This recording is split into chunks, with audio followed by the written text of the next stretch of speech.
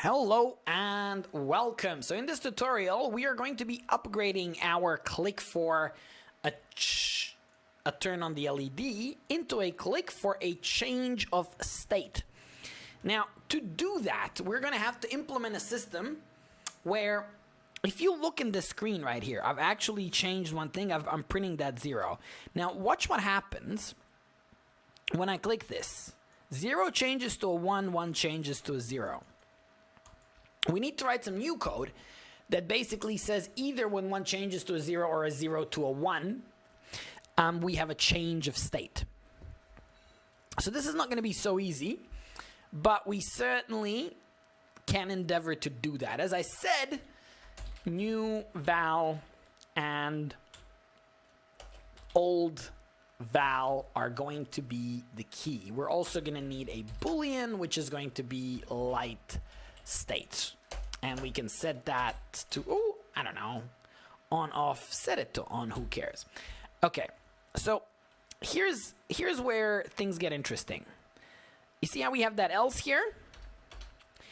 We can do a switch from a 1 to a 0 or a 0 to a 1. I'm just gonna go 0 to a 1, doesn't matter. We're gonna need to have a nested if statement. So essentially, let's go like this, just to make sure I've got a nested if. Control T. Beautiful. So if the light is 0, then we're going to check Control T. Then we're going to check if the light has switched from 0 to, if the state has switched from 0 to 1. And how do we check? Well, let's say this here is the new value. Now imagine this has been going on for a while. This is the new value. It's just been read. And we can have an old value which was read in the previous round. So the new value of this round becomes the old value of the next. So old val equals to new val. So if you just think about, we're doing a cycle. Right here, we have a 0. So now that's our new value. When we get to the next one, 0 is our old value. And this is what I'm talking about. So what we can do is if the old value was 0, if it was 0 before, and if the new value is 1, if it was 0 before, and if it's 1 now, so namely, like just watch. If it switches from a 0 to a 1, if that happens, then we can say something like this. LED state equals to the opposite of LED state. And we can even write LED val, comma, digital. Right, LED val, comma, LED state. That ought to do it. Let's see, if Control T, am I missing something? Semicolon, Control T, old val. Oh, that just closes this if, so we need one more bracket. And the old val equals to the new val. Now, where does the old val switch to the new val? We are inside that if statement. The old val should switch to the new one right before the end. Yeah, I don't know. This,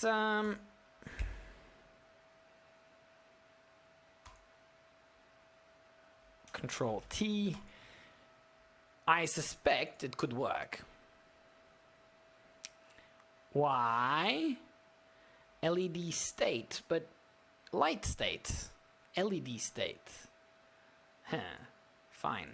LED state. Easier to change that than this. LED val. Wait. LED pin. What am I? Come on, man. Switch on.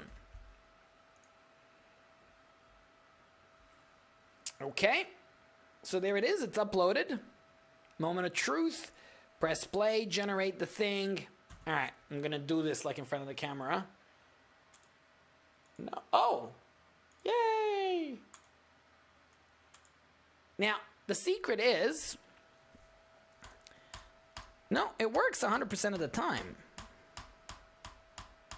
I have a feeling that, like, if you keep it pressed, no.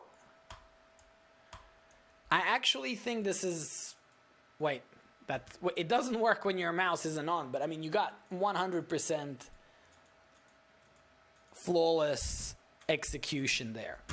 So I'm actually really, really happy with my program, despite some silly syntax errors earlier.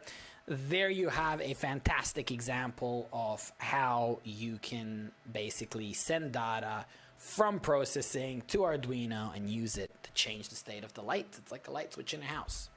Okay, in the next tutorial, we shall be bringing in this guy, an accelerometer gyro, and using processing to really, really visualize what the outputs of the gyro accelerometer are doing when we're moving it around.